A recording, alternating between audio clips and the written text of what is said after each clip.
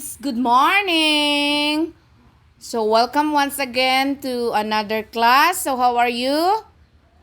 Good, very good. I'm doing good as well. So, are you ready to learn new vocabulary words today? Very good. So, these vocabulary words, we are going to put a sound effects on the following words. So, you follow after me, okay? Very good. So the first word is welcome. What is the first word? Very good. The second word is home. What's the second word?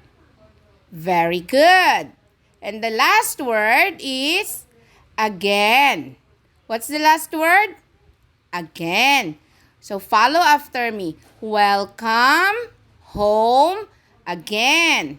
So let's put a sound effects in these words. Are you ready? Good. So, tung, tung, tung, tung, tung, tung. Eh. Welcome home again.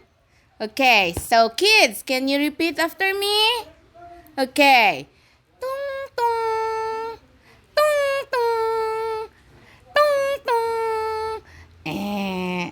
Welcome home again. You got it?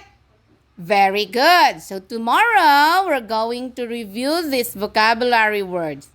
If you make another sounds of these words, you can do it tomorrow. Okay? So that's it for today, kids. Bye!